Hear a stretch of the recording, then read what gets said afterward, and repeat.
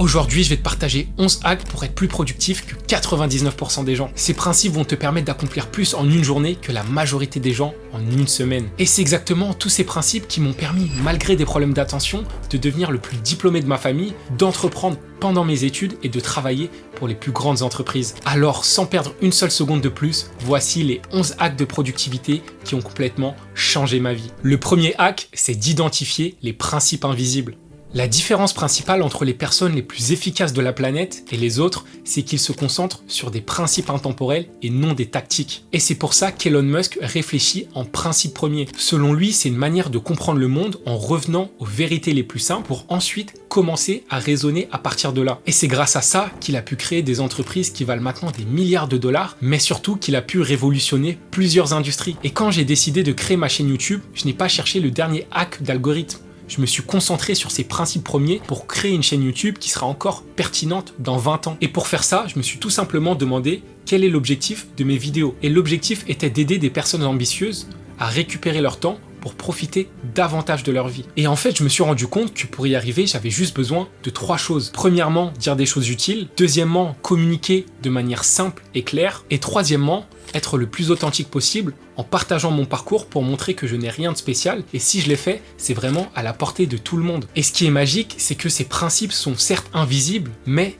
ils sont intemporels. Donc à l'avenir, lorsque tu commences un projet où tu vas atteindre un objectif, pose-toi et demande-toi quels sont ces principes qui seront encore pertinents dans 5, 10, 20 ans. Avant de passer au hack suivant, je voulais te demander une petite faveur parce que je passe énormément de temps à créer ces vidéos pour t'aider à récupérer ton temps. Donc si tu as déjà regardé une de mes vidéos et qu'elle t'a aidé, s'il te plaît, prends le temps de t'abonner et d'activer la cloche parce que ça fait une énorme différence sur la croissance de la chaîne, ce qui me permet de continuer à créer des vidéos comme celle-ci.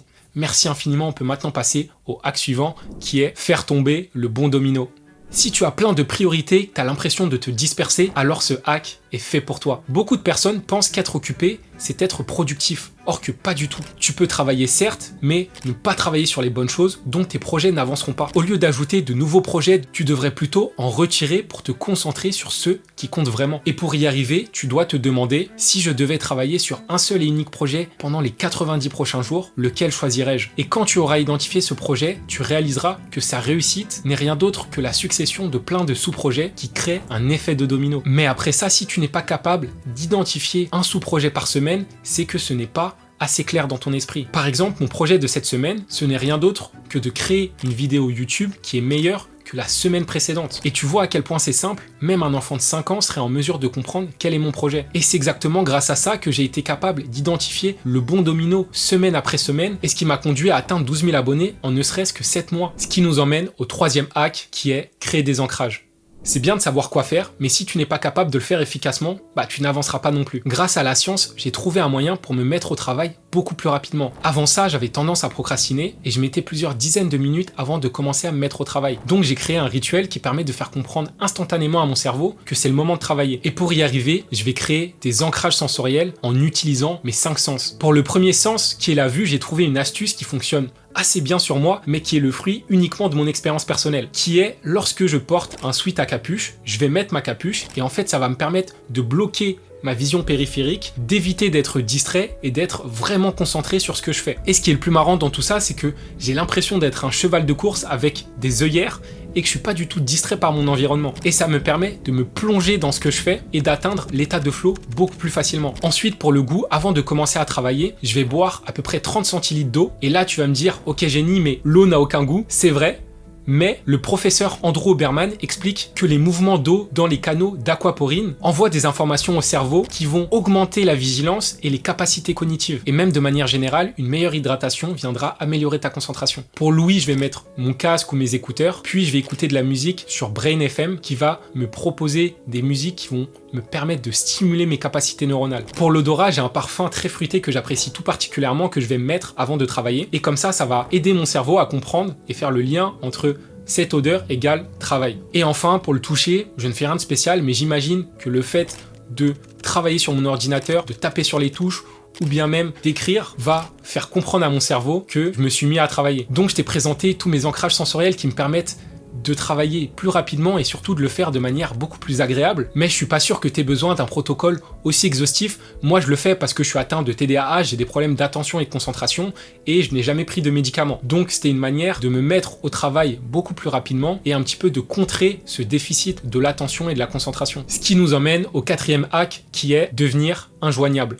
Lorsque tu te seras mis au travail et que tu auras atteint cet état de flow, la moindre distraction peut te faire revenir au niveau 0. Donc tu devras te protéger de toute distraction. Et dans ce cas-là, ton pire ennemi va être ton téléphone. Et je me rappelle que lorsque je révisais à la bibliothèque, j'avais remarqué 2 types d'étudiants. Il y avait ceux qui travaillaient 10 minutes, puis ensuite sortaient leur téléphone, répondaient à quelques messages, allaient sur les réseaux sociaux, leur posaient, travaillaient 10, 15, 20 minutes, reprenaient leur téléphone et faisaient des allers-retours comme ça. Et ensuite, il y avait ceux qui ne touchaient pas du tout leur téléphone pendant 2 heures, travaillaient très intensément, puis faisaient une petite pause, soit ils sortaient prendre l'air, ou soit ils s'octroyaient 10-15 minutes sur leur téléphone, ils le rangeaient, faisaient une 2e puis une 3e session, et après, ils s'en allaient. Et le plus fou dans tout ça, c'est que généralement, ceux qui restaient le plus tard à la bibliothèque étaient les étudiants dispersés, tandis que ceux qui restaient injoignables travaillaient de manière intense, prenaient quand même des pauses, ce qui leur permettait d'être d'autant plus efficaces lorsqu'ils se remettaient au travail, et après 2 ou 3 sessions de travail, avaient fini de faire tout ce qu'ils devaient faire et pouvaient s'en aller, et là profiter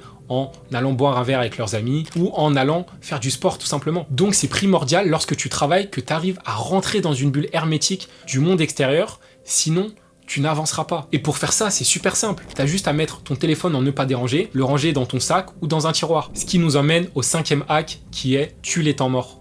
Ce hack est la raison qui me permet d'apprendre n'importe quoi plus vite que 99% des gens. En fait, j'optimise tout simplement mes temps morts. Lorsque je mange, lorsque je fais la vaisselle ou que je suis dans les transports en commun par exemple, et je vais consommer du contenu en rapport avec mes objectifs et mes projets. Je vais écouter des podcasts, regarder des vidéos YouTube ou encore lire. Et là, tu vas peut-être me dire, mais William, tu as déjà dit qu'il faut éviter le multitasking. C'est vrai, mais là, ce n'est pas considéré comme du multitasking parce que tu vas combiner une action active et une action passive. Et même la science a démontré que ça n'utilise pas les mêmes zones de ton cerveau. Et les bénéfices de faire ça vont te permettre d'une part d'engranger beaucoup plus de connaissances sans aucun effort supplémentaire, et d'autre part de faire passer le temps plus vite pour des tâches peu agréables. Ce qui nous emmène au 6e hack qui est transformer l'information en action. Normalement, si tu suis mes vidéos et tu appliques mes conseils, tu fais la première étape qui est de capturer ces connaissances et de les ranger dans ton système d'organisation. Mais ce qui fera la différence entre toi et 99% des gens, c'est de transformer ces informations et ces connaissances en actions concrètes pour t'aider à avancer dans tes projets et d'accomplir tes objectifs. Par exemple, j'ai lu des dizaines et des dizaines de livres sur la productivité, mais si je n'avais pas appliqué toutes ces connaissances, je ne serais jamais devenu plus productif. Donc ce qu'il faut retenir ici, c'est que ce n'est pas ce que tu sais, mais ce que tu fais. À partir de maintenant, je veux que tu te demandes comment tu peux utiliser toutes les connaissances que tu as acquises pour avancer dans tes projets et accomplir tes objectifs. Ce qui nous amène au 7e hack qui est ajoute de l'urgence. Ce hack va être le plus utile pour toi si tu as tendance à procrastiner comme moi. Pourquoi l'urgence fonctionne pour t'aider à passer à l'action? C'est dû au fait que notre cerveau primitif fonctionne de cette manière. Il y a des centaines de milliers d'années, ce sentiment d'urgence nous permettait de survivre. Le fait qu'on allait manquer de provisions et qu'on n'allait plus avoir de nourriture, c'est cette urgence qui nous rendait beaucoup plus performants, qui nous permettait de mieux chasser et derrière de pouvoir nourrir notre famille. Maintenant, si ton environnement ne te crée pas d'urgence naturellement, tu vas devoir créer une urgence artificielle. Donc certes, ça sera toujours moins efficace que si ton boss à 19h te dit « je veux ce dossier demain matin sur mon bureau », mais ça n'empêche que de créer de l'urgence artificielle va t'aider à accomplir plus en moins de temps. Et pour y arriver, je fais 2 choses. La première chose que je fais, c'est que je vais me fixer des deadlines qui sont ambitieuses, généralement 1 semaine avant la deadline finale, et ça va me permettre d'anticiper les éventuels imprévus. Et la deuxième chose que je fais, c'est que je vais utiliser une variante de la technique Pomodoro avec des sessions de travail de 2 heures sans distraction, puis je prendrai une pause. Et en plus de ça, je vais soit utiliser un timer physique ou un timer digital pour vraiment avoir ce sentiment d'urgence avec l'horloge et le temps qui défile. Et ça te donnera le même sentiment que lorsque tu étais en examen. Je me souviens que lorsque j'avais des partiels à la Sorbonne, à chaque fois pendant la première heure, je feuilletais assez rapidement mon examen, puis je rêvassais un petit peu et je regardais les autres étudiants. Ensuite, à partir de la 2e heure, je commençais à me mettre gentiment au travail, mais dès que j'entendais « il ne vous reste plus qu'1 heure », il se passait quelque chose dans mon cerveau, j'avais un pic d'adrénaline et là, je partais à vive allure. Et je réfléchissais, je résolvais et j'écrivais 3 fois plus vite. Et à chaque fois, ce schéma se répétait encore et encore. Comme tu le sais, j'ai fait plus de 7 ans d'études et à un moment, je me suis demandé, mais pourquoi à chaque fois, c'est la même chose? Pourtant, avant l'examen, j'étais stressé. Donc, j'ai fini par m'intéresser à la neuroscience et à la psychologie humaine et c'est là que j'ai compris. Ce qui nous emmène au 8e hack qui est développer des systèmes. Depuis tout petit, je crée des systèmes sans m'en rendre compte car j'étais fainéant de nature. Mais c'est lorsque je me suis intéressé à la productivité que j'ai compris que ce que je faisais, on appelait ça des systèmes, qui sont tout simplement une succession d'étapes pour produire des résultats de manière fiable et répétable. Et je t'assure que toi aussi tu as des systèmes sans même t'en rendre compte. Par exemple, te laver les dents est un système. Tu vas prendre ta brosse à dents, mettre du dentifrice, te laver les dents pendant 3 minutes, puis rincer ta brosse à dents et la ranger. Et tout ça, c'est un process étape par étape qui va te permettre de garantir un résultat qui est de te laver les dents correctement et d'éviter d'avoir des caries. Donc, quand tu vis avec des systèmes, les systèmes vont faire tout le travail pour toi et tu n'auras même plus besoin d'y penser. Et lorsque je commence une tâche que je sais qui va être récurrente, je me demande toujours quelles sont les différentes étapes et est-ce qu'il n'y a pas un moyen d'atteindre ce résultat final plus facilement. Ce qui nous emmène au 9e hack qui est de transformer son téléphone. Ton téléphone est sans nul doute l'objet que tu vas le plus utiliser dans ta vie. Parce que lorsque tu es en week-end ou en vacances, tu ne prends pas ton ordinateur, mais pourtant, tu as toujours ton téléphone avec toi. Mais son impact sur tes actions et la probabilité d'atteindre tes objectifs est énorme. Et dès lors que tu comprends ça, tu vas être en mesure de faire en sorte qu'il t'aide à être productif pour atteindre plus facilement tes objectifs. Et pour moi, tu dois l'organiser comme si c'était ta maison, avec un objectif pour chaque pièce. Par exemple, tu vas pas dormir dans ta salle de bain ou te laver dans ta cuisine. Avec ton téléphone, c'est exactement la même chose, mais le risque, c'est qu'il est capable de tout faire. Donc ça va être à toi de le compartimenter pour avoir des pages liées à un besoin ou une utilisation. Et c'est pour ça que je vais avoir une page pour m'aider à être concentré, gérer mes finances ou encore améliorer ma santé, qui correspondent tout simplement à différents objectifs que j'ai. Et même si tu veux profiter et que tu joues à des jeux vidéo, je t'encourage à avoir une page dédiée à cette utilisation. Parce que lorsque tu joues, tu n'as pas forcément envie d'être dérangé. Donc la clé ici, c'est d'organiser ton téléphone de manière intentionnelle et d'être dans le moment présent. Ce qui nous emmène au 10e hack qui est de vider ton calendrier. La meilleure technique de productivité pour une personne qui n'est pas du tout organisée, c'est de créer des blocs de travail, qui va tout simplement t'aider à rendre une tâche beaucoup plus concrète, mais surtout avoir une heure de fin définie. C'est bien de faire ça, mais si tu veux devenir plus productif que 99% des gens, tu devras programmer des moments où tu ne fais rien. Car le top 1% n'est pas seulement dans l'exécution, mais arrive à prendre du recul sur ce qu'il fait pour voir des choses que les autres ne voient pas. Et ça, c'est uniquement possible si tu sors la tête du guidon. Et c'est Jeff Weiner, le CEO de LinkedIn, qui l'expliquait qu'il se créait des blocs de 2 heures où il ne faisait rien parce que avant ça, il enchaînait réunion après réunion et il n'avait jamais le temps de prendre du recul sur toutes les informations. Et Steve Jobs est un autre exemple qui illustre parfaitement ça. Parce que s'il n'avait jamais eu ces moments-là, il n'aurait jamais été capable d'avoir des idées aussi créatives et de révolutionner son industrie. Ce qui nous emmène au 11e hack qui est utiliser les récompenses comme levier.